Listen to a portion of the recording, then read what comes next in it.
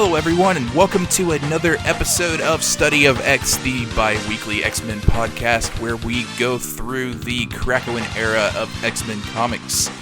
I am your host, Tim, and with me, as always, is Sergio. Hi, hello. Pleasure to be here, as always. Great to have you. And Chris? Also happy to be here and continue to talk about X-Men comics for now over a year by the time this comes out, which is pretty cool. Hell yeah, a year of excellence. Let's go. That's a good word there because it has an X in it. Get it? It's branding. Yeah. Excellence. That should be a run. Yeah, it should be. So we got 3 different comics this week. We got X-Force number 10, Excalibur number 9, and Giant Size X-Men Nightcrawler. Interesting plot stuff here. We're getting the kind of conclusion to the X-Force arc that we started last episode, as well as another kind of giant size run. And Excalibur is being confusing as usual. Yep, there's a lot of magic going on and a lot of things. Good things or bad things, it's kind of up to you. But there's definitely things happening. Yep. Do we want to get into X-Force? Yeah, I'm ready to go. Yeah. Let's see what's happening at Terra Verde. Yeah. Alright, so in X-Force number 10, The Deadly Garden, written still by Benjamin Percy. This was released in July of 2020. And we're opening back up to about 10 minutes before the last issue ended. And as we remember from the last one, it was Kid Omega running out, screaming that he needed help, and being dragged back in by a bunch of evil vines. And it looks like here, 10 minutes ago, Domino, Wolverine, and Kid Omega are just having a grand old Indiana Jones-style time. Yeah, and just to give a little update, just as a little bit of a recap, in our last issue, Beast sent these 3 into Terra Verde to investigate the whole country going dark, and specifically left Jean Grey and Sage out of the loop. Uh-huh. Mm-hmm. A lot of open questioning about why that was, and Wolverine deduces that it's probably because they are the murder squad, and they are here to murder. And it looks like probably murder evil plants, or this evil temple, as they are almost killed in various different ways. Yeah, we get a little bit more of Wolverine and Domino talking about Domino's memory. Domino chose not to... Domino asked Colossus when she died to come back with her memories restored of her trauma. She did not come back with those, and Wolverine seems to think that's a little weird. I like how Domino's put in a position where she has to justify kind of an alternate version of herself that she isn't really aware of. Yeah, like she's trying to like justify her actions, but this wasn't actually her choice. Mm-hmm. Not this iteration of hers. We don't actually know if it was her choice at all, but at least she's operating under the assumption that a version of hers made this choice. Mm-hmm. Right. And therefore, she would have to trust what that version of her said. You know, and we had those couple of issues where she was going over this in her head and debating whether or not she wanted to come back without it. So it's not that far out of the realm of possibility for her to just do that. Yeah. She has to be thinking, or at least, actively aware of the possibility that someone went against her wishes, though. I mean, maybe not. It doesn't seem like she is, because she seems fairly confident in shutting down when people ask her, hey, are you sure this was the right choice? And she's like, well, yeah, of course it was. I made it. But is it because she does not want to consider that possibility that the system can be manipulated to go against those kind of wishes? Yeah, and that's what I'm kind of wondering. Like, is she just refusing to kind of be? Yeah, I don't. I think she just does not want to think about it, and because that's the other possibility, right? If it doesn't feel right to her that she would have chosen to have those memories removed, then the only possibility that remains is that someone interfered. Mm-hmm. But that's so terrifying about the trust she's placed on the system that she'd rather think that she wanted those memories removed. Yeah, and I think you also kind of run into the issue of, like, it is something that she knows is traumatic. So does she really want to go digging up those memories regardless? Yeah, now that the choice has been made for her or by her, I mean, going back is probably something that, it's an entirely different question. Yeah. Like if she is operating from the place that she did choose this, it's like, well, I probably chose to get rid of the traumatic memories for a reason, so let's not do that again. So I get it. It's like the only thing that lies that way in terms of like thought process is pain. Mm-hmm. So, yeah. Yeah, much better to kind of live in ignorance at the moment, at least for her. And I don't know what Wolverine is thinking. Is he also considering that possibility? I really hope he is. I really hope this is going somewhere and this conversation actually bears fruit in terms of like what happens. Yeah, and it's not just she had a change of heart at the very last second. And so they would have this small like spat here. I mean, we saw her die, so I think that like us as an audience does know this isn't what she chose. Okay. Yeah. So yeah, I think Wolverine is kind of getting at like, hey, that doesn't seem right, but also he doesn't know for sure if Domino did choose that or not. Yeah. This is the thing I really like about this conversation. They're discussing something that's not the thing that is actually like front of mind for us, the audience that knows that. So they're kind of just poking at the edges of the systemic abuse that is potentially occurring here.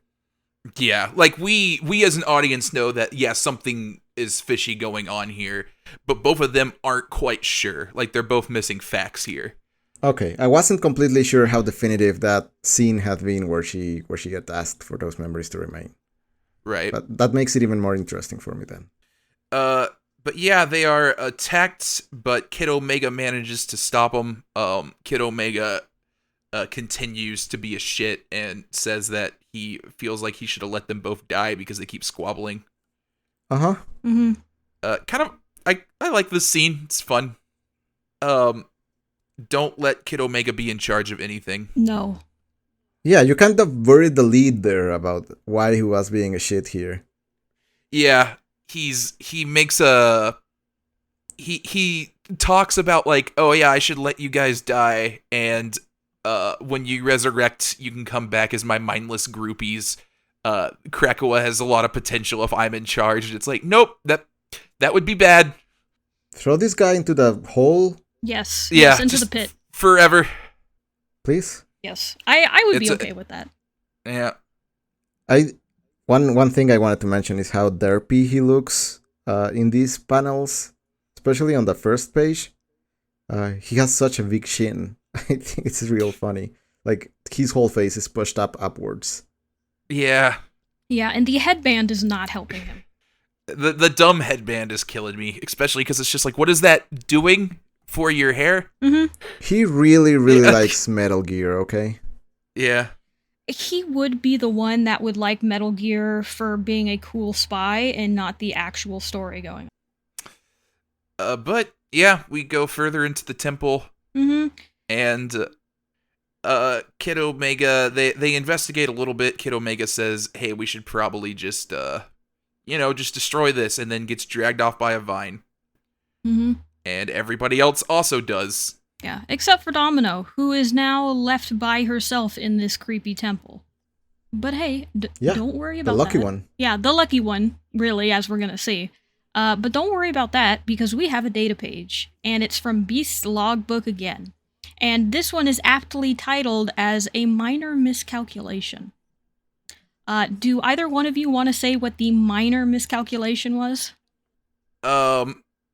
So apparently, he messed up the symbiotic kind of give and take when he was messing with the plants, and the plant part of the hybrid plant and human people became dominant. Yeah, so he had previously modified the genetic code of these plants, or the substance that they produce, to what was it, incapacitate the president? The president's son. Yeah. The president's son, yes. And we saw that in a previous issue. Mm-hmm. Yeah, where he... And it turns out he may have inadvertently unleashed a genetic plant overmind, like hive mind, that genocided the entire country. A minor miscalculation on Beast's part. Yeah, he the last paragraph of this is very funny to me. He concludes this is a good thing. It makes them more aware and prepared of what could happen if this happened to Krakoa. So ultimately, it's going to benefit them, and like that's great, right? Yeah. It's they're doing good work. Like two thumbs up. I appreciate Beast's way of spinning this into as positive as you can be for accidentally killing a whole nation, or seemingly killing a whole nation. But I wouldn't put this as a minor miscalculation. This is a pretty big, mess up. A fucky wucky, if you may. Yeah, it's just a little bit. It's a oopsie daisy. Mm-hmm. So yeah, things are bad there. Yeah. I do like this like unhinged portrayal of Beast here. Yeah. Yeah, because he was put in charge of, keeping Krakoa safe, and he did so in the best way he thought possible. Yes, it produced a weird side effect, but that's still good. It's, I feel like just showing Evil Beast is, it's something, like him just doing some messed up stuff. But I do really like these, like, logbooks of Beast trying to justify his actions to himself. Mm-hmm. Because, yeah, he's certainly trying. Uh-huh. Anyway, we go back to Krakoa to see Black Tom trying to psych himself up to go out and help everybody else. Mm-hmm. Krakoa doesn't want him to leave, but that's okay. He'll just eat some dirt and then head through because everything will be all right. Yeah. And back in the temple, we have Domino now fully living her life as Indiana Jones, jumping over pits full of spikes and snakes, booby traps, evil plants. Honestly, it's a lot of fun. I really like it.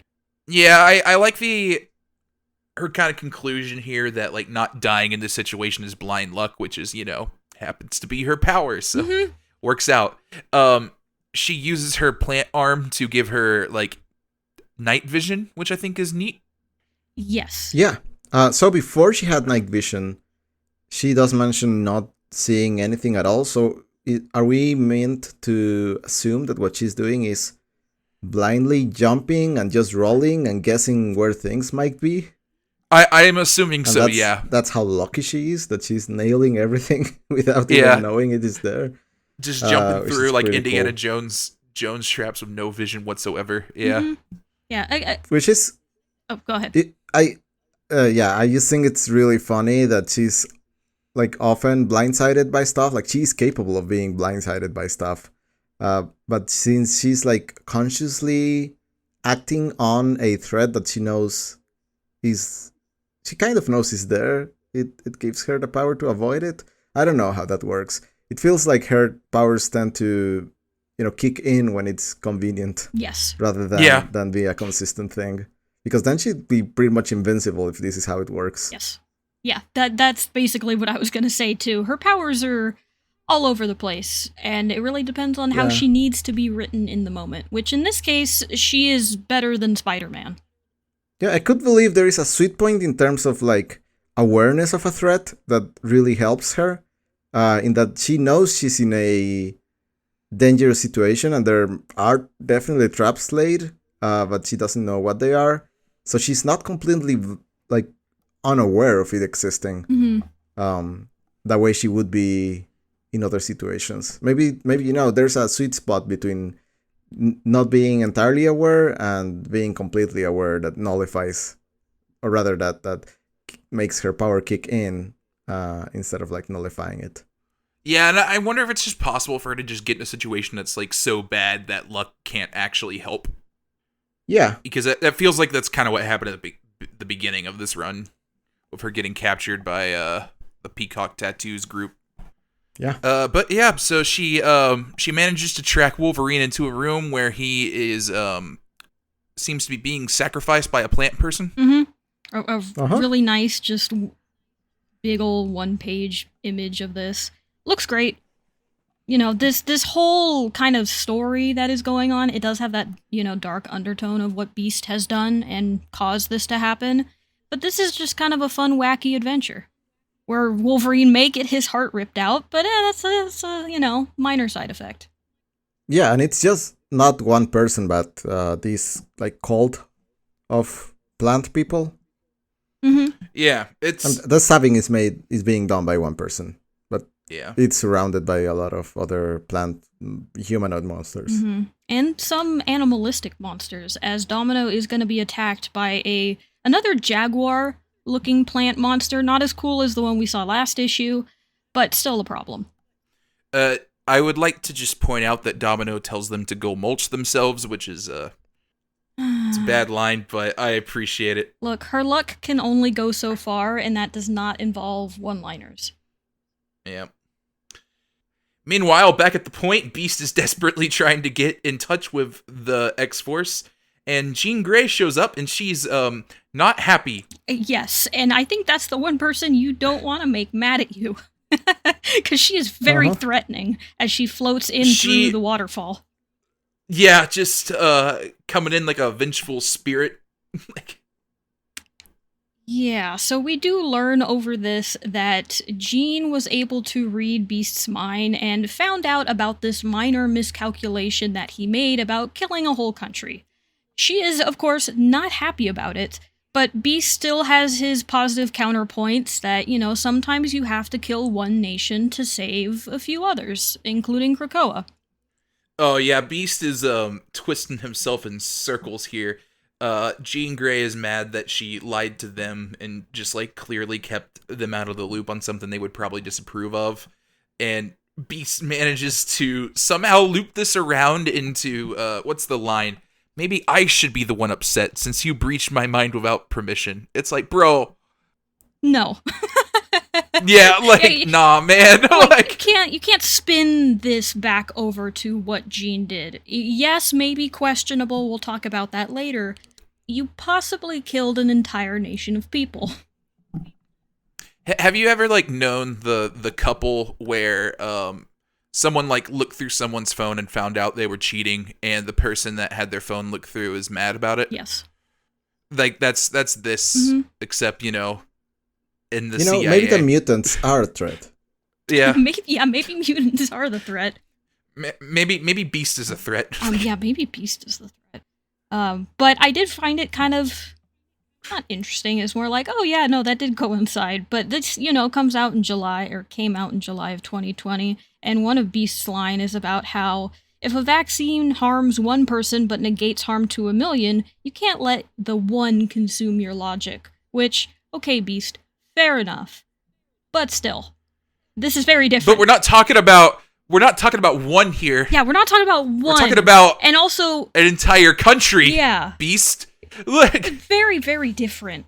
I was just amused that that comment came out and still in this printed issue in 2020. In the middle of the COVID pandemic. So we get another data page here, the Conscious of Warfare.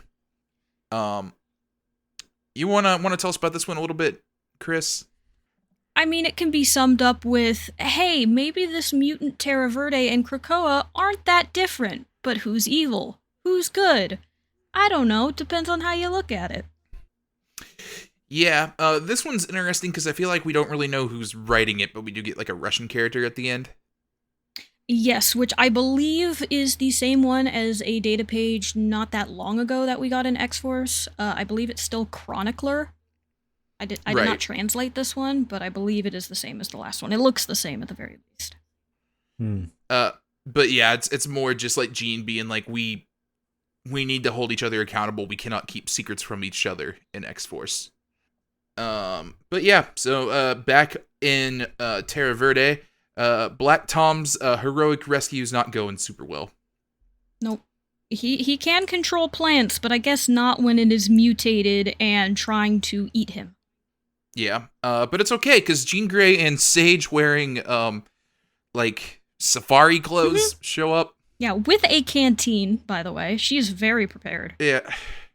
Yeah, kind of, again, builds into this. This is kind of a wacky adventure going on, because Sage had time to change.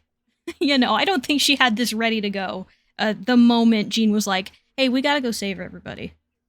Yeah, I feel like you don't think she was already wearing this? I can't rule out the possibility, but I find it unlikely. Pockets are really helpful in a lot of situations, not just tackling the jungle monsters. This is what Kid Omega should have worn.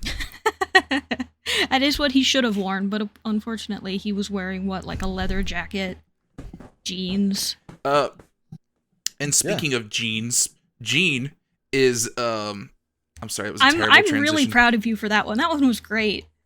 Pat yourself on the back. Segue. Yeah. There's a kind of reoccurring thing throughout the rest of this fight where Jean Grey is constantly just saying like, yeah, we're not doing hero shit. We're here to get dirty. So we're gonna fight in some not super heroic ways. Mm-hmm. And part of that is working together, as she puts a hand on Black Tom's shoulder and Sage's shoulder, before we cut back into the temple where things are not going great in there. Kid Omega has been stabbed and has turned into a plant person. I'm assuming he is again dead. I would hope Wait, so. I thought Chris said things were not going great, but what you just said. It's pretty great. Yeah, you're right. It's pretty fantastic. Yeah, no, you're right. That is a good part. Domino is about to be ripped apart by a plant jaguar. That's not great. But the kid compost, as somebody calls him here, no, that's actually pretty great. It's funny to me that he died again. This is what, his third time? Yeah, he's been dead a lot. Yeah, he's not very good. He really should stay that way. Yeah, he won't. But yes, things don't seem to be going super well for Wolverine and Domino as they just keep getting attacked by the plants. Wolverine kind of seems to mule over. Like, do humans see us the same way that we see these plants? Like, are we something invasive? Are we like vines just choking the trees? Which is a little bit interesting, I guess. It doesn't really super go anywhere. And then we cut back to Jean. Not really sure what they do here. She says they're like the Trojan virus. Mm-hmm. You use tech words to make this seem cool. Yeah.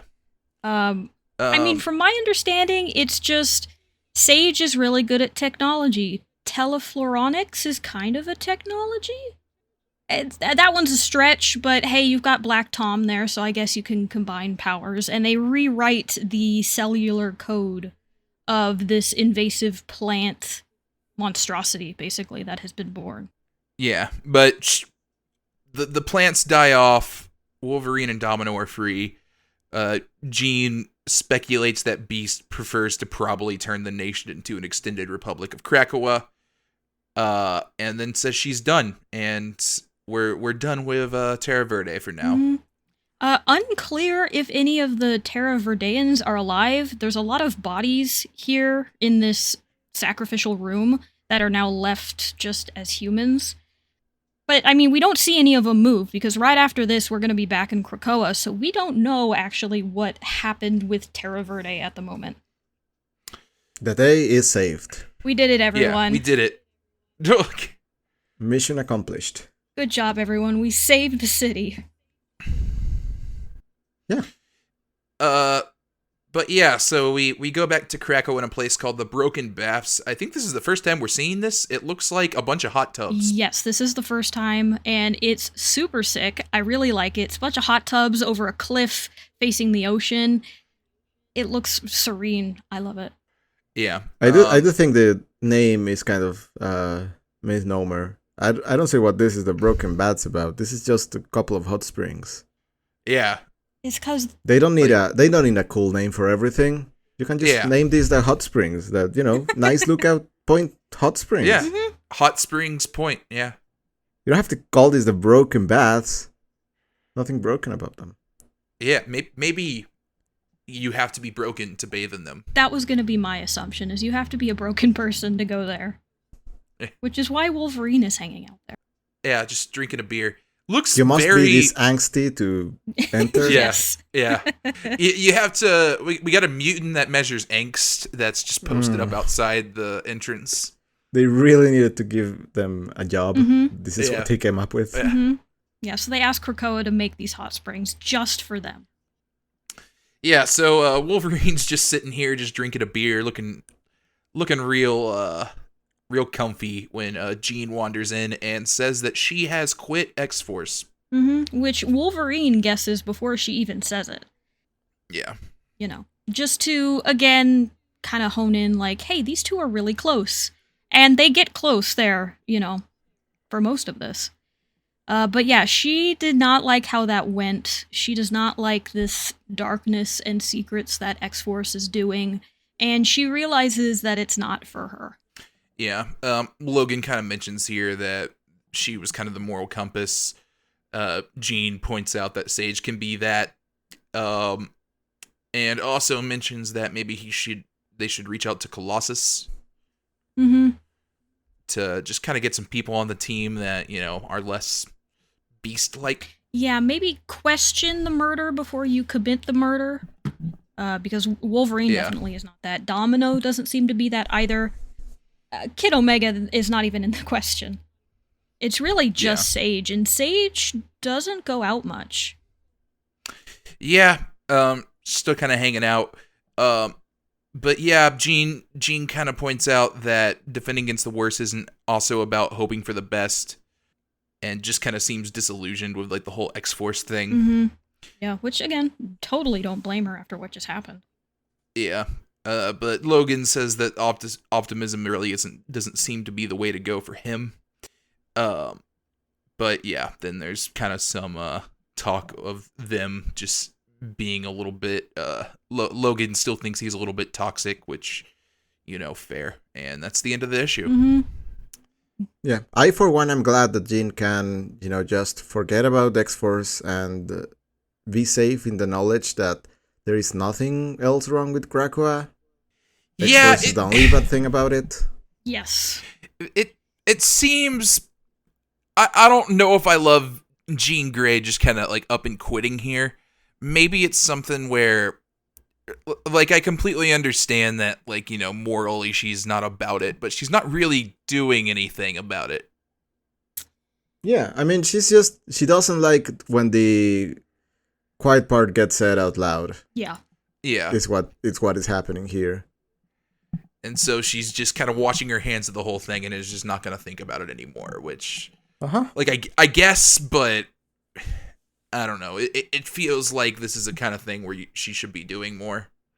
If it's, like, this morally, like, of an issue for her, which, to be fair, it should be. Like, what they're doing here is not great.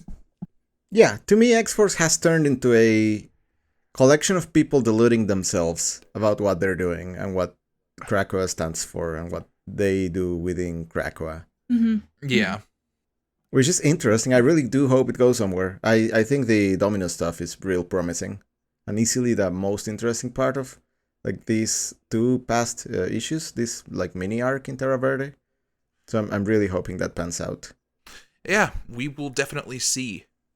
But yeah, that's the end of our X-Force arc, and we want to go into Excalibur. Yes. Yeah. But before that, next time we do see X-Force, which is going to be a bit, it's actually going to be the first part of the Path to X of Swords, which is going to be not our first event that's going to happen, but the first major mutant event that is going to happen in the comics. Yeah. So yeah, taking a bit of a break from X-Force. I did look at the reading order and see it's going to be a bit before we go back to that. Yeah, but we have a lot of new ones that are going to be coming in pretty soon. Alrighty, so yeah, that's fun. With Excalibur, we are here at Excalibur number 9, verse 9, Schools of Magic. Still written by Teenie Howard, and this one was released in March of 2020.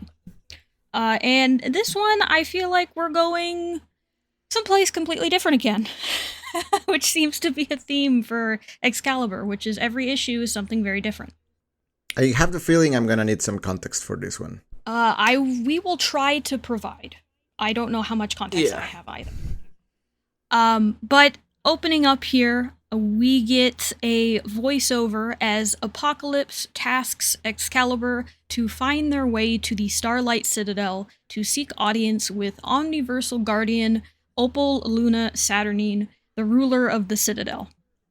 Great name. Fantastic name. Sure, I love her name. It's one of my favorite things about her. And this was these were the forces that were fighting Morgan Le Fay. early on. Yes, we got a not a random data page about it, but we got that in some battle lines that had been drawn. So her name's been dropped before, but we have not actually seen her before. Right. This is a character that has shown up in like previous Excalibur stuff. I really don't have much context with her. I don't think I got to that stuff, but yeah, she's been around. Yeah, and we're gonna be learning more about her with the data page that is coming up, just to explain a bit more. But yeah, a lot of this is old Excalibur, which I also have never read. So a lot of it just draws from that. So, Morgan Le Fay, not Otherworld's de facto ruler? No. Yeah, I think it's I think it's Luna here. Okay. Does she rule over the like fake, or rather like Camelot, like the? Yes. Yeah, I think Morgan Le Fay was ruling over Camelot, but like. But that's not like the way it's always been. No. Yeah, I think. How do you pronounce this name? Saturnine is how I say it. Saturnine. Okay. Saturnine was like actually ruling over like all of Otherworld. I think is like because she's in control of the Starlight Citadel. I think is what's happening here. Yes, I think we're gonna get a data page way later on that explains it a lot better, or we've already passed it and I don't remember. But Otherworld, the way it is set up is kind of like the spokes of a wheel, where in the center you have the Starlight Citadel, and then each section of the wheel is a different world. So you have Camelot, which Morgan Le Fay has been trying to take over. And then you have different areas that are part of it. So Saturnine is in the center and she just rules all of it. Yeah, I believe we get more into this in X of Swords. Yeah. Okay. But yeah, so they're they want to get in touch with Saturnine, and they got these werewolf skulls to do that. They are currently refusing their messages. Yes, and we do learn that all of this has really been put in motion by Apocalypse because he wants to make the lands that were one back together again. So the not very old story, but back in the beginning when we were told about Araco and Krakoa, that's what this is about. Yeah. Gambit gives him some sass. Never change, Gambit. Yeah, no. I love how dramatic Apocalypse is during this entire thing, where he's like, I asked them to do the hardest thing possible, to live, fighting eternally. Okay, yeah. Apocalypse. He's great. I love him. But hey, go to bed. Data page time. We're going to learn a little bit about the Starlight Citadel, kind of what we just covered. It is the main hub and gathering point of Otherworld and its realities. It was once ruled by Merlin, the Arthurian legend Merlin, but it is now Saturnine's. The Captain Britain Corp also used to call this their home, but they have mysteriously disappeared. Yeah, that's pretty much it. Saturnine has known for her ambition, and she's said like she got this into this position through like going for that, and not just like having it like gifted to her. Which, hey, you know what? We stan a girl boss. You go off. Yeah. Merlin used to be the guardian of this. It is currently not. But yeah, so that's kind of our status quo here. Yeah. Yeah. But meanwhile, at the very cozy looking lighthouse. Mm-hmm. The werewolf skulls are now glowing and are at the top of the lighthouse. Why? It's supposed to open the way to finding the Starlight Citadel. I don't know why it has to be in the lighthouse, but it looks really cool. Yeah, I kind of like this little scene of just like the rain coming down while they're just like all up there. Like it looks cozy. Mm-hmm. Yeah, I think cozy is a good word for it. And as they are all... go ahead. Sorry. I like the how plant-like this looks as well. Just kind of wanted to point that out. But yeah, I don't know. I like the design of this a lot. But yeah, Brian Braddock rolls up not long after this. Mm-hmm. It doesn't say anything. And again, as a reminder, he failed his choice of becoming Captain Britain again because of what happened to him under Morgan Le Fay's control. So he's kind of going through an existential crisis at the moment. Betsy hasn't really had a chance to talk to him, and it looks like she's not going to get one here because Brian is there, touches some grass for a bit, and then drives off. Sometimes you just gotta touch grass. Drive all the way to the edge of Britain to touch some grass and then drive away. That's specifically that grass they mean when they say that. Not a lot of people know that. Mm-hmm. Yeah, it's okay. very specifically go touch that grass. Okay, so I've been doing it wrong this whole time. Yeah. Okay. Meanwhile, at the Starlight Citadel, at the place that is very hard to find, we see some of the priests and priestesses running through its magnificently white marble halls with a lot of gold and white and plants going on. A lot of windows, too. Also, I feel like we should describe what this looks like. Sergio, do you want to give that a crack? The thing it reminds me of is one of the locations in the She-Ra Netflix show. Ooh. Oh, what is that? God, I've watched it so long ago. I don't even know what its name was. But it was also this like floating castle that looked real fancy with like a lot of long hallways, beautifully decorated. Very. It's also flowery, but in a way that feels very ornamental rather than the functional style of Krakoa. And it's extremely clean. Right. Clean, white, marble, gold. Yeah. Yeah, I would agree with you. I also don't remember the name of the place in She-Ra, but I know what you're talking about. It's not the stereotypical, oh, this is the castle or home of the good guys, but it definitely evokes that feeling. Yeah. So yeah, we got two young looking people that are delivering, it looks like a bag to Saturnine here. Who just kind of grabs it from them through the door very fast. Yeah, they're a bit disappointed. Brightmoon is the name of the She-Ra Palace. Oh, well, there you go. It is the residence of the royal Brightmoon family. Yeah, that's a good show, by the way. Yes, I second that. That's a great show. I almost did a segue of speaking of great things, but this is not great for them because as these two priests are waiting, kind of debating what to do, they turn around and they see Apocalypse's giant face in the sky looking at them, and they're debating whether or not he can see them. Oh yeah, that does look really similar. Yeah, I can see why that gives you the same kind of vibe. It just has an air about it. Yeah, so yeah, as they kind of debate that, they say, yeah, it's probably not a big deal. We're completely cloaked. It's wartime. We're in any danger. We'd probably have the bells ringing, and yep, cue the bells ring. People looking up, trying to figure out what's going on, and we see what we presume to be Saturnine near a broken mirror, her room in disarray, and she doesn't look happy. She's doing that thing where, you put your hands on the rails looking over when you're really stressed. That's what she's doing. Yeah. But back in London.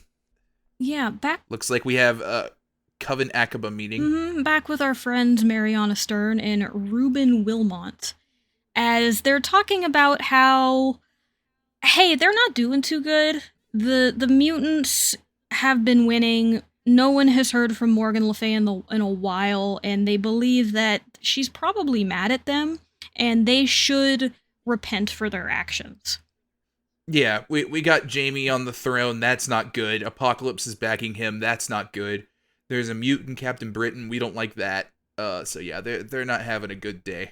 They are to betray the greeting, not marry. But yeah, so someone's being sacrificed ritualistically. Kind of a running theme with these two issues. Yeah, it really does seem that way. Lots of stabbing. Yeah. Yeah, but this one is successful in its stabbing, whereas the other one was not, because this guy is definitely murdered, as he is stabbed in the heart. And we see one of the cultists in robes run away and run out of the room, and we find out that it is not a cultist, but it is actually our friend Megan.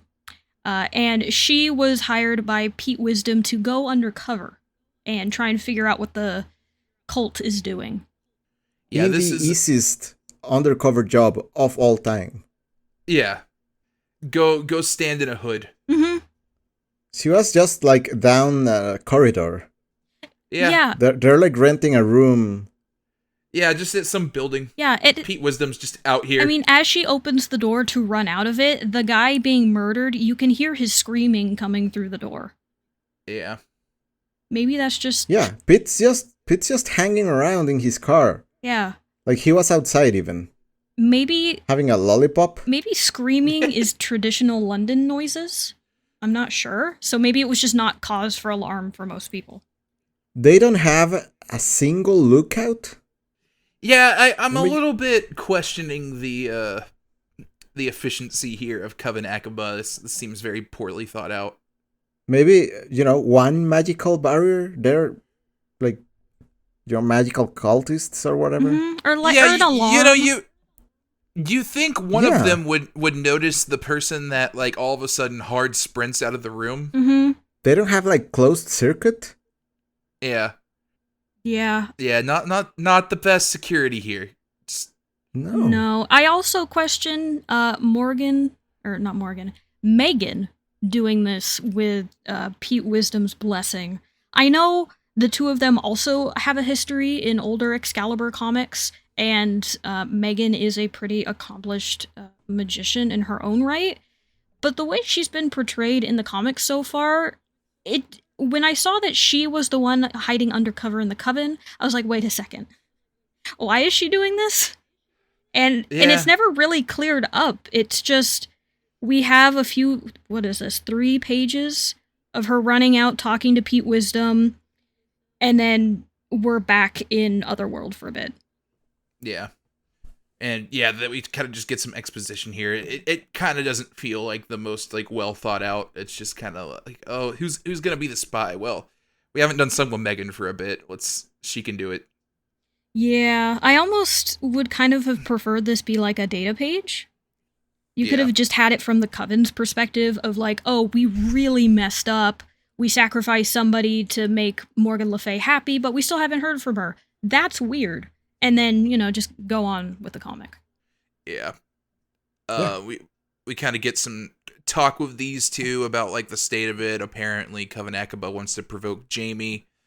They talk about Krakoa a bit. Brian's not doing super well.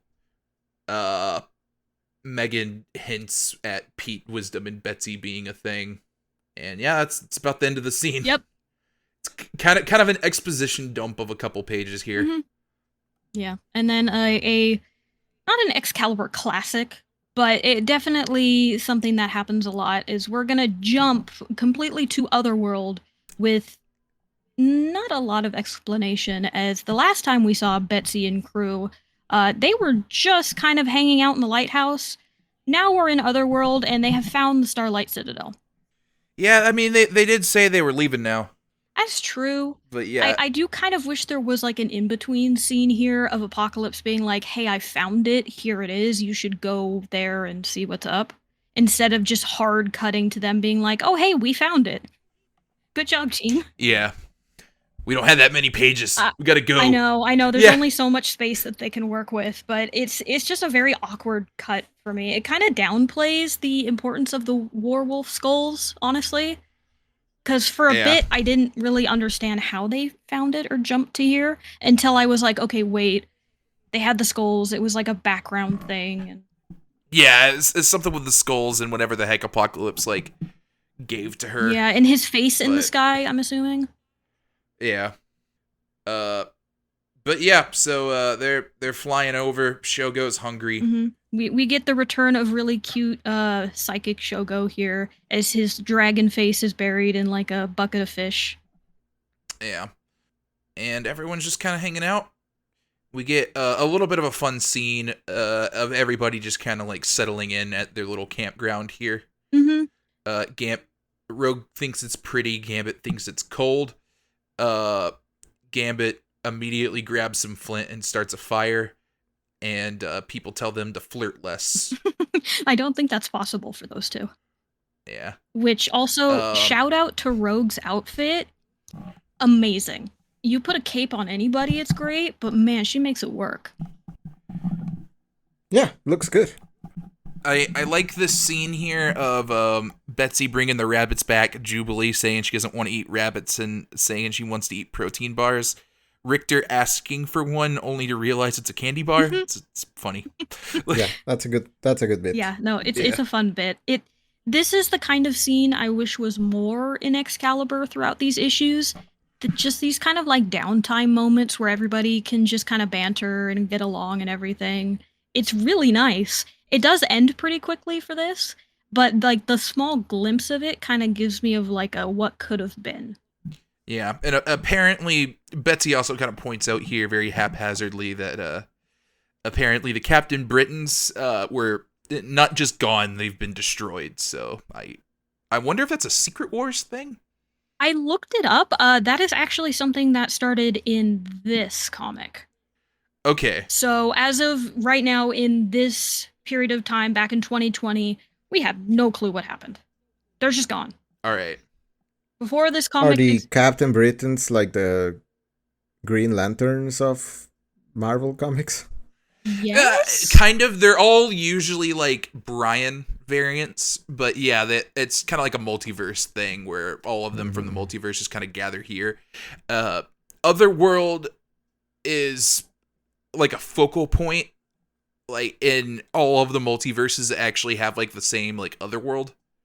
I think Saturnine here is actually not from like our or like the main Marvel universe. She's from like Earth 9 or something. Okay, is there a Camelot Brian? Or is Camelot and London the same thing as far as Otherworld's concerned? There is, from my understanding, the connection is there's the central Otherworld, and there is always a Captain Britain, meaning Britain always exists in every single multiverse.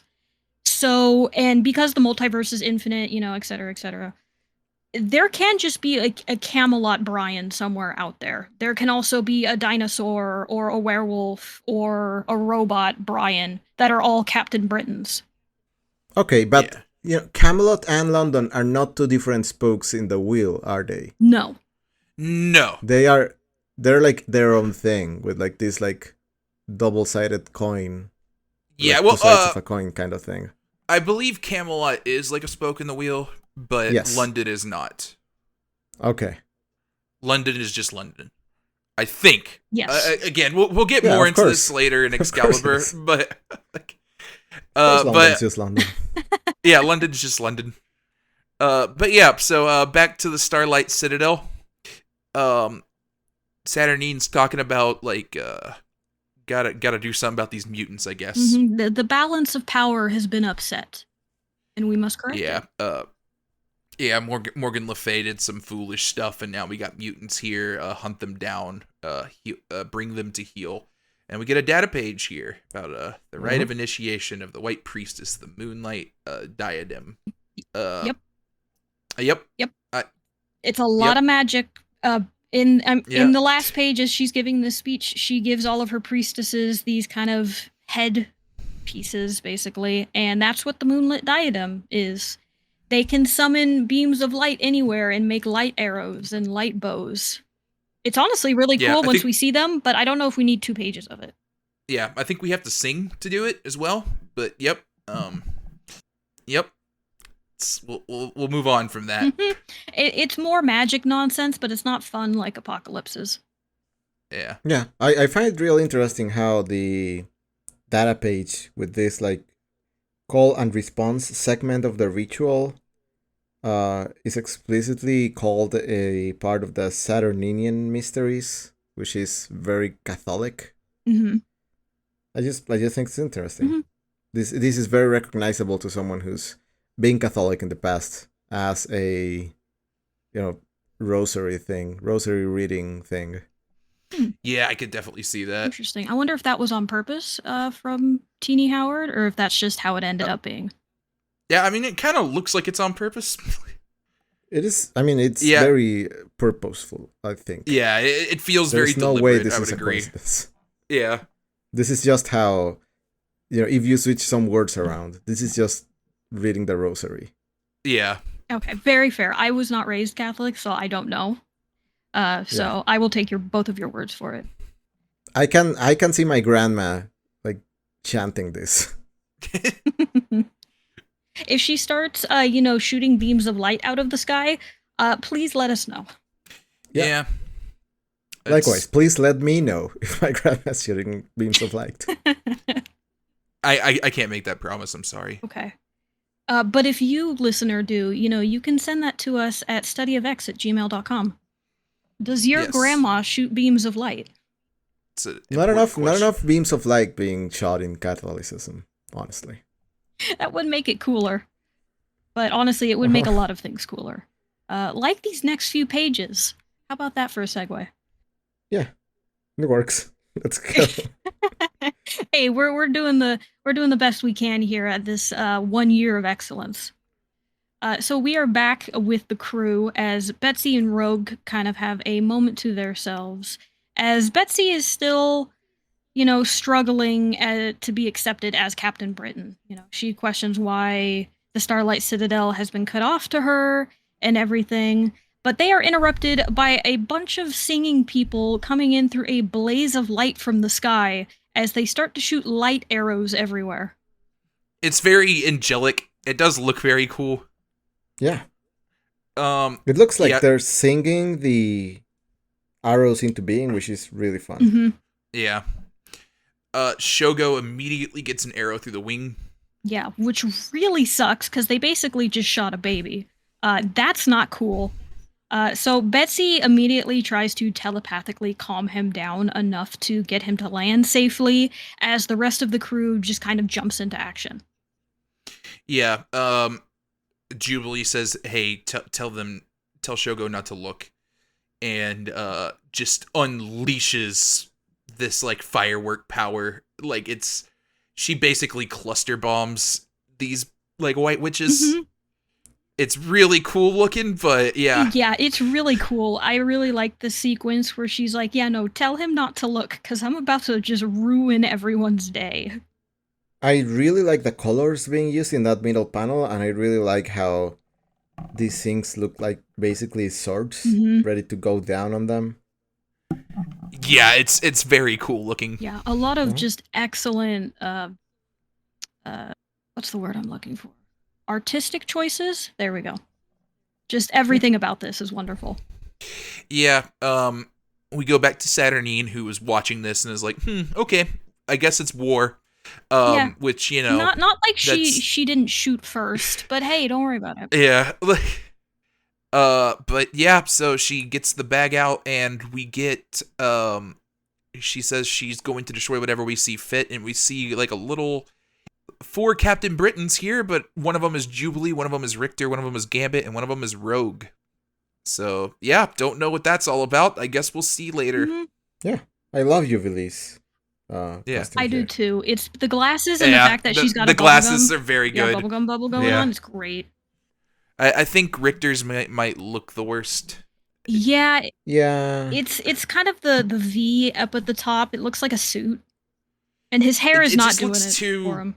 It looks too Captain Brittany. Like it took me a little bit to be like, oh yeah, I guess this is Richter. Mm-hmm. Yeah, and then Rogue just has a face mask, which that is very cool and intimidating. But all right, do we want to head into Giant Size X-Men Nightcrawler? Yes, I do. Yeah. Let me bring that up. Let's check in with Kurt and see what he's up to. Yeah, I'm sure things are going well for him. So for giant-sized X-Men Nightcrawler, titled Haunted Mansion, this is written by Jonathan Hickman. The artist is Alan Davis, which I did have to look him up. He is a Claremont-era artist for the X-Men. He is actually the co-creator of Excalibur and worked on titles such as Uncanny X-Men, the main X-Men title, Captain Britain, Fantastic Four, even did work for DC with Batman. He's been around for a while and is a very, very well-renowned artist in the comic book world. Okay, so classic stuff. And we're going back to the mansion, too, so that's fun. Yeah, so there's a big classic vibe that is going to come from this, and I do believe that was fully the intent. And I did mention it last time when we were talking about the giant-sized X-Men issues. And unfortunately, I can't find my original source. There is a hint of it in a Screen Rant article that I found, but I can't find my original one.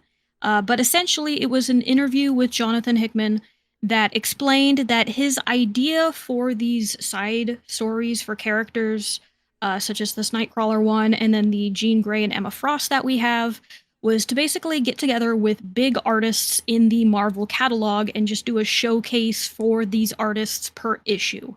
So while Jonathan Hickman is credited as the writer and is the top billing as the writer for all of these, it was also co-written by the artist in question, as he basically went up to them and said, "What is a story you would like to tell?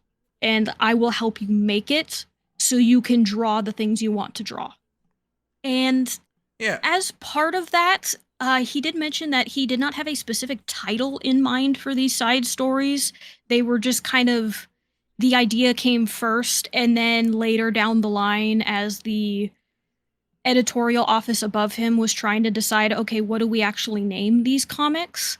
They decided to name it Giant-Sized X-Men so as to not confuse it with the main line of comics that was going on at the time. So you don't see X-Men Nightcrawler and think, oh, this is related to the mainline X-Men story that's going on. It's like, well, no, this is a side thing. So even though Giant-Sized X-Men has a history of being a redefining for X-Men, and that's usually what the title is used for, that's not the case with these. So going into it expecting a lot of changes for the status quo is not correct. I believe I said that a lot last time, where I was like, I don't understand why those are giant-sized X-Men. That's the reason why. It was just really a marketing decision and not a creative decision. Yeah, that kind of tracks. I think that makes sense. Yeah. Mm-hmm. Yeah. So going into it with that mindset, we're going to open this comic in Westchester as we see the old X-Men mansion, as it has been overgrown and essentially left to rot at this point, as everybody has moved to Krakoa. And we see a fun cast of characters come through the gate with Magic, Cypher, Nightcrawler, Lockheed the Dragon, and one of my favorites, Eye-Boy, as they come through the gate, because it seems that the gate has registered that someone has been coming near it, but nobody is going through. So they are here to investigate. Yeah. I think it's interesting how Lockheed's here. Yeah, he just brought the dragon. Mm-hmm. Yeah. You think like Kate is still dead right now, or like?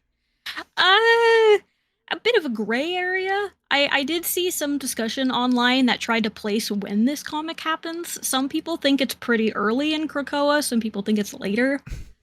It's up to your imagination. I'm gonna go with early. I think this fits well. Yeah, I'm gonna say early too. Also, I think this is very funny. Lockheed. Yes. Yeah. At first, when I first read through this for the podcast, I was like, okay, I'm fine with the comic, it's all right.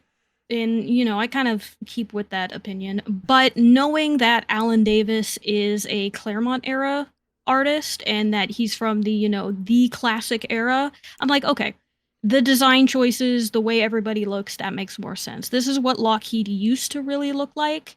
And it does look silly, but it fits, the time frame for the artist. Yeah. Yeah, I think that does provide a very useful context. So yeah, we're here. We're ready to investigate the mansion. Uh-huh. Mm-hmm. And we're first going to get some information from Eye-Boy. And I have to ask, Sergio, do you know Eye-Boy? I do now. Okay. But no, I'd never heard of him before. What do you think of our boy, Eye-Boy? Does he live up to his name? Yeah, I think he earns it. That is a lot of eyes. Mm-hmm. Yeah. And yeah, to describe this guy, he is a young man with eyes everywhere. He has eyes on the palm of his hand, all over his arms, I'm assuming all over the rest of his body. But he can use them to see into infrared, night vision, aural, thermal, essentially every single way something can be detected through sight. And he says the place looks empty as they are in the X Mansion here, but he sees signs of movement everywhere. Do you think he's conscious of all of those eyes, like at the same time, all the time? I believe so. I also think so. Do you think it's like uncomfortable for him to get into like a pool or like take a bath? Ooh, yeah, that's a good question. Probably. I would imagine over time he has had to get used to it and just kind of learn to live with it. But no, that does not sound fun. Yeah, you got to be very careful with like soap. Oh, yeah. Yeah. Yeah. You could also... Those are so many eyes to like micromanage. Yeah. Yeah. But yeah, we get some creepy noises. Everybody's looking around. Lockheed immediately takes off and just starts like burning stuff down. Mm-hmm. Doing what a dragon does and is just trying to take down this forest. And it takes a good bit of wrestling from Nightcrawler to actually get him to stop. He tries to talk him out of it, but it's just not working. And Nightcrawler makes the mention that it's almost like he's seen a ghost. And Nightcrawler himself also sees a ghost in the form of John Proudstar, I believe that is. Yes, Thunderbird. This is one of the X-Men that was introduced in the original giant-sized X-Men with like kind of like the new team of like Wolverine and Nightcrawler and all of them. So Nightcrawler's pretty familiar with this guy. He's known for being one of the first big like X-Men deaths. He died not long after he debuted. Yes, and to add to that, he stayed dead for a very long time. No, he never came back. I think he died in like 1975 and has been dead since. Did they never bring him back at any point in between that? Nope. Wow, I thought they did. Yeah, absolutely not. No, his brothers ran around with his brother took his name, I think, for a time, but like the original Thunderbird has been dead since he debuted. Mm. That's probably what I'm thinking of, is one of his brothers. Yeah, Warpath, I believe, took his name at a point. But yeah, so the ghost disappears not long after. Everybody's looking real spooked. Mm-hmm. Eyeboy confirms that there was nobody there. He didn't see anything. But Nightcrawler's like, okay, well, let's figure out everything and see what we're gonna do. Again, there is rustling in the bushes, and Lockheed is able to figure out where it is. And as Nightcrawler goes to teleport behind this person, is just unable to catch them. Yeah, and he kind of points out that it looked like Rachel Summers wearing her whole hound gear, where Rachel Summers' whole deal is that she originally came from a future where she got brainwashed into hunting down mutants. And that's kind of what she wore during that time. Mm-hmm. Trevor then describes exactly what she's wearing. Nightcrawler's like, "Oh, you saw her too?" And he's like, "Yeah, she's right there, man." Yeah, and everyone turns around and is like, "Wait a minute." Yeah. Yeah, her look, very 80s. She's got a mullet going on, a lot of spikes, leather, skin-tight leather suit. It's definitely a design choice. High heels. High heels. Yeah. Yeah, baked into the skin-tight leather suit, by the way. Uh-huh. She's like, it's either part of the suit or she's wearing them underneath, which is a choice. Mm-hmm. Yeah. I have to assume it's part of the suit, which still seems like a choice, but... But hey, man, the 80s or whenever she was introduced like this, they were a wild time. Mm-hmm. Yeah. But yeah, she disappears into a weird tunnel, but Nightcrawler manages to catch up by teleporting. Very handy power. Yes, and to note about this tunnel, Eyeboy is going to pick up on it. It doesn't seem to be a part of the normal structure of the mansion. The temperature and the density and everything is different about it. And it definitely looks different, too. It almost looks like wiry, almost. I was going to say fleshy, but when you get closer to it, it almost looks like a lot of really tight wires. It feels very muscle-ish. Yeah. Yeah, muscle-y is probably a good word for it, yeah.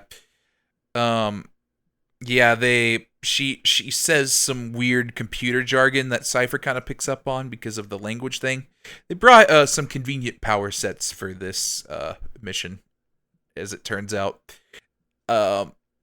But yeah, Cypher asks iBoy if he's like taking a good look at the walls, touches it, and immediately gets dragged into it.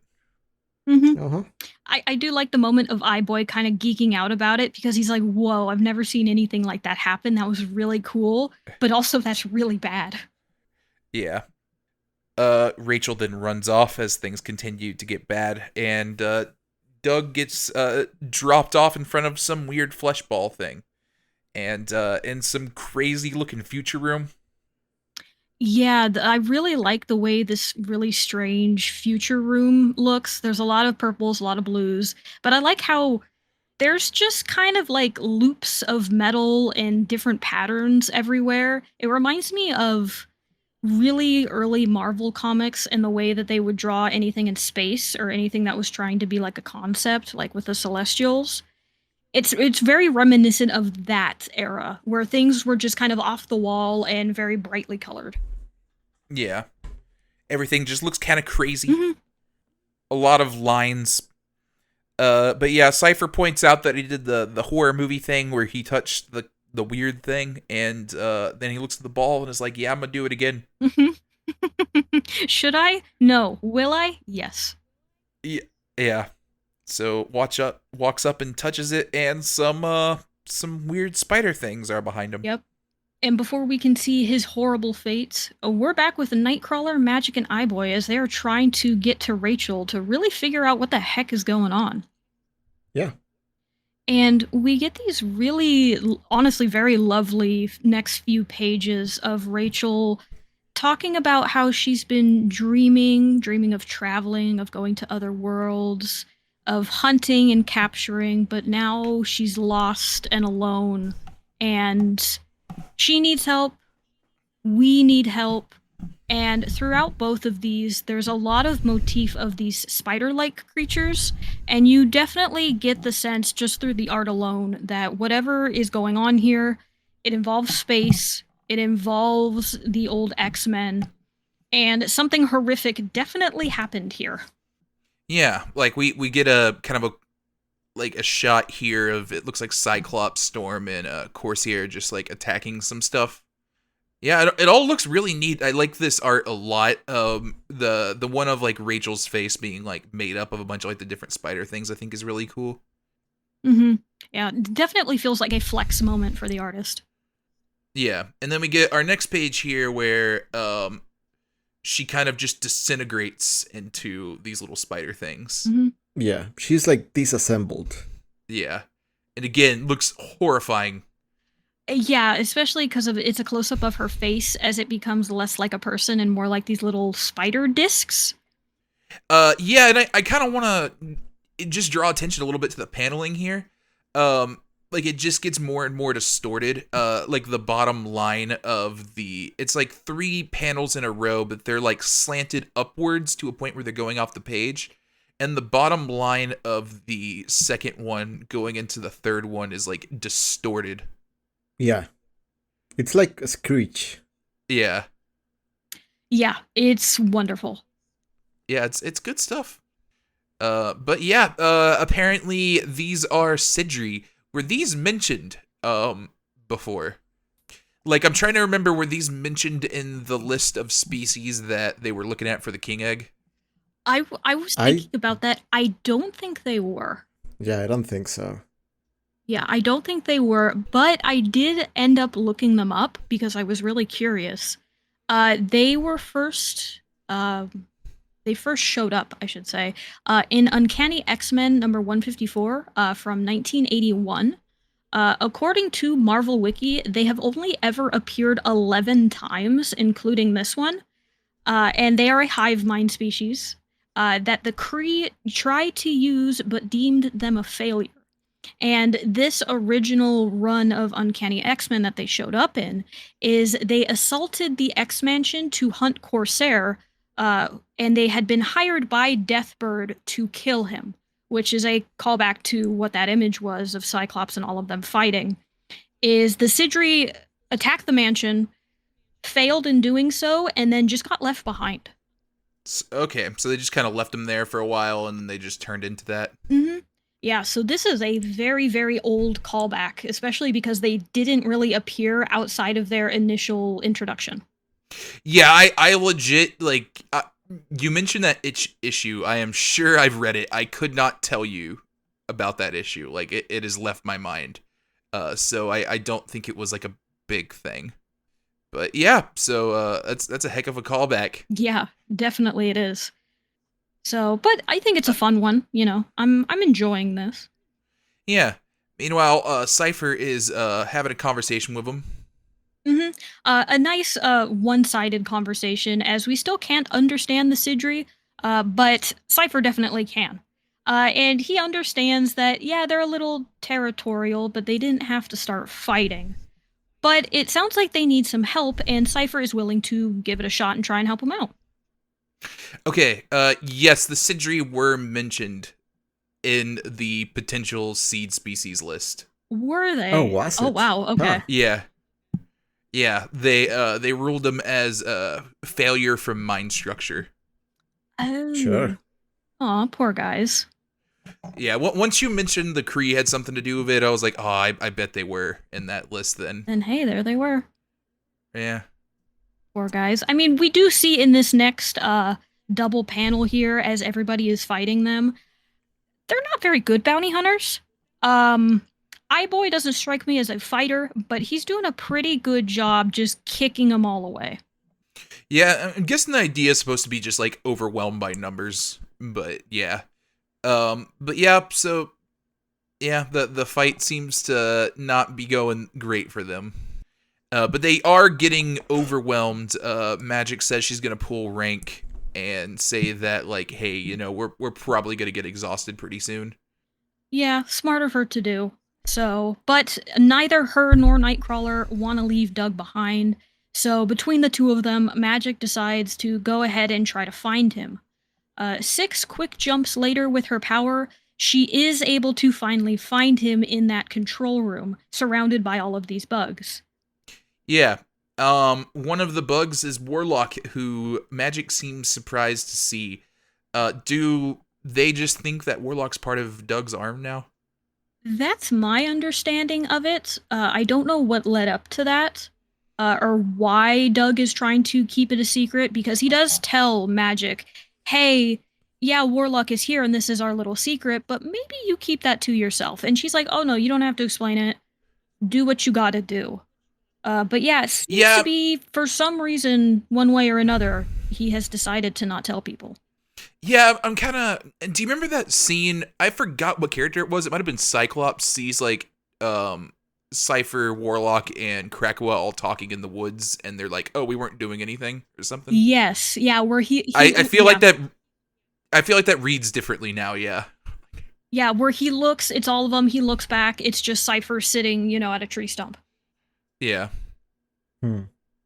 So yeah, I guess he's trying to keep this a secret for some reason. But yeah, Warlock's just hanging out. But yeah, so they have a conversation. Things get resolved really quickly now. Yeah. It turns out having somebody that can just communicate is pretty good. And all the Sidri stop as Magic and Cypher come back into the kind of the event here. Mm-hmm. Yeah, the fleshy, muscly tunnel. Yeah. Yes. And we learn that the Sidri did net a mutant that was trying to make their way through the portal, and it seems that's why all of these problems have started. And they have asked Cypher, the Sidri, if they can take this mutant away so the Sidri can now live here. And as he's explaining this, the Sidri open up another cocoon that they have, where they have kept Lady Mastermind prisoner. Yeah, who, I think this is Mastermind's daughter. Yes. But yeah, I think she has a similar power set where she can just create illusions. Yes. She like Tim just said, Mastermind's daughter. One of his daughters, by the way, which was a really funny thing. She was initially introduced in Extreme X-Men #6 in 2001. She is a very late Claremont creation, and she is the most powerful illusion creator out there. They don't have form or anything, but she can make someone believe that they are living an entirely different reality if she chose to.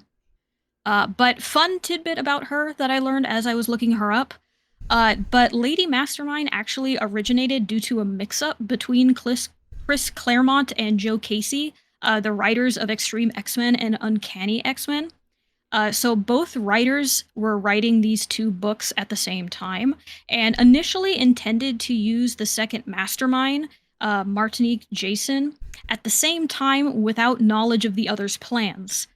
So once they both realized that they wanted to use the same character at the same time, Claremont was like, "It's okay, don't worry about it. I will create Lady Mastermind, and we'll figure it out." Whoops. Yep. Oops. So ended up working out. You got a new character out of it. But just a funny little like mix up right there that they had to figure out in the middle of both of their stories. We're both trying to use the same obscure character. Yep. Like Yeah, that's very funny. Yeah. Yeah, I can see why neither of them thought to clear it with the other before it was like, uh-oh. That's a funny situation. What do you mean you know who Mastermind is? Yeah, I mean, like, Mastermind's not all that obscure, but I'm guessing, like, the second one is. Like, so, yeah. But, yeah, so, they kind of resolved this real quick. Apparently, after everybody had left, the Sidri hatched and just kind of took over the mansion. So, Lady Mastermind wandered in here trying to find the gate and accidentally found the Sidri, who were like, "Hey, what are you doing in our home?" Mm-hmm.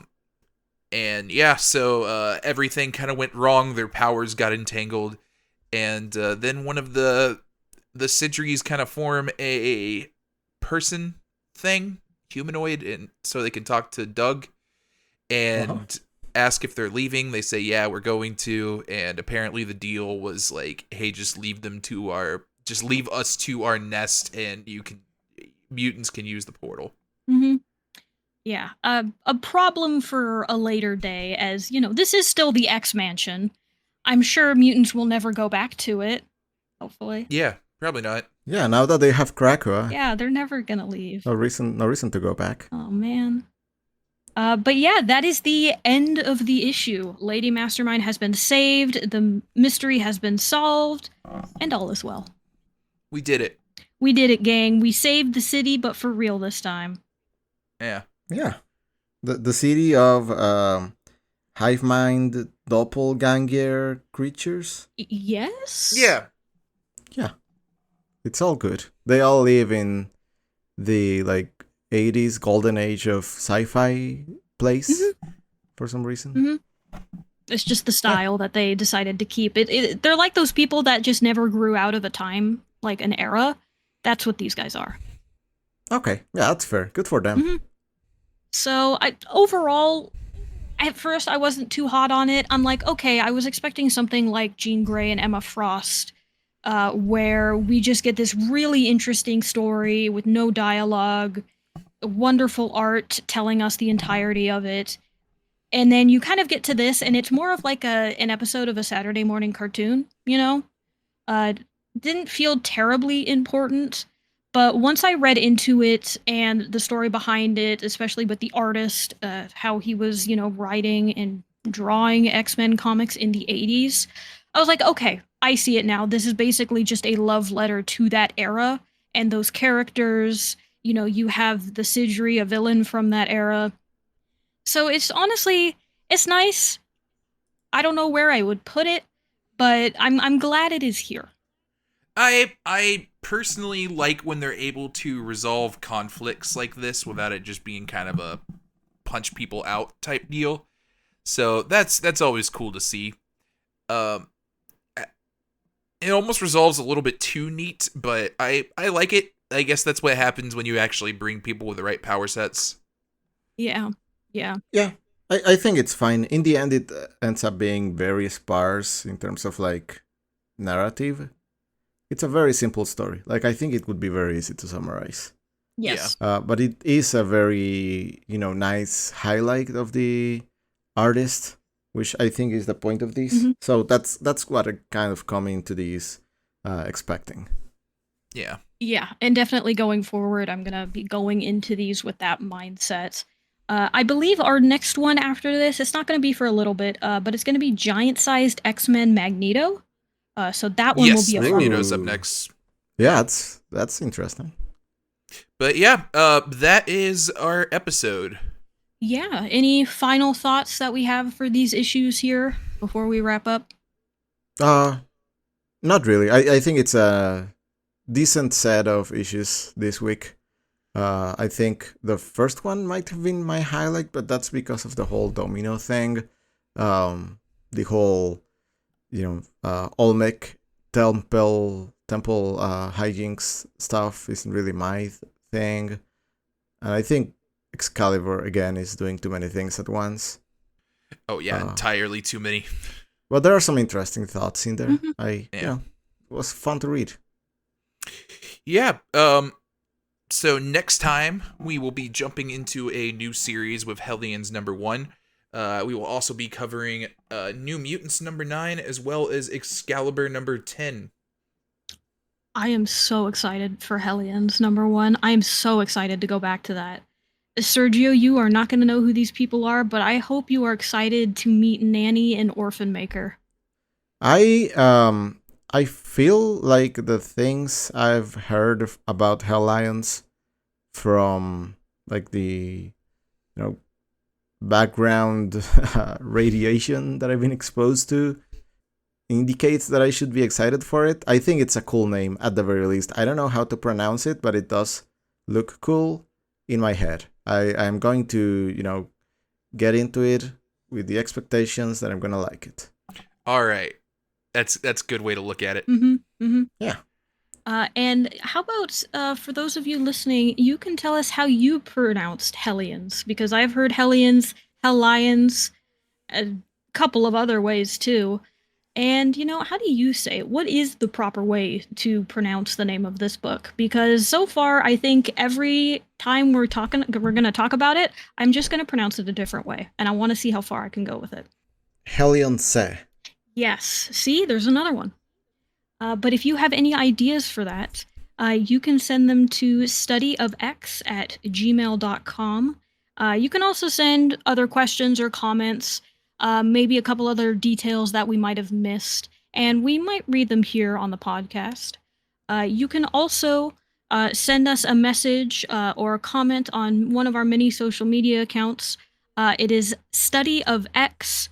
You can find us on Twitter, also called X, on Tumblr, and now on Blue Sky. We have an account on there as well, all with the same name, just Study of X. And if you are looking to follow me somewhere, you can find me at Sonics, that is SAWNEEKS. You can find me on Blue Sky. I mostly, at the moment, am talking about Final Fantasy XIV, because I fell back into that hole. And Sergio, if they are looking to find you, where can they find you? People can find me at Fireblend, FIREBLEND, on co-host mostly these days, and Blue Sky. And they should send us a message telling me what X-Men game I should play. I kind of want to get into an X-Men game, hopefully not a fighting one. I want to know what a good X-Men game is. Mm-hmm. And there's a bunch of them out there, too, so I'm sure people can point you in the right direction. Yeah, I've been listening to a lot of their soundtracks because I'm the one editing the episodes and putting the intro and outro music in. I would like to actually play something. Yeah, give us X-Men game recommendations. We would like them. Mm-hmm. Yeah. And Tim, if they are looking for you and are needing to find you in one of the many areas of Otherworld, where should they look? So what you want to do is go to Westchester, find a mansion, go down to the Fleshy Tunnel, and just touch one of the walls. Okay. And, yeah. And you will just be there and be like, hey, what's up? Yeah. I might be in a form of a bunch of tiny robots, but, I'll be there. Mm-hmm. Yes, the collective known as Tim. Yes. Little known fact, but hey, now you know. All right, and yeah, that'll be that. We will see you next time. Yep. Later, mutants. Bye. Bye.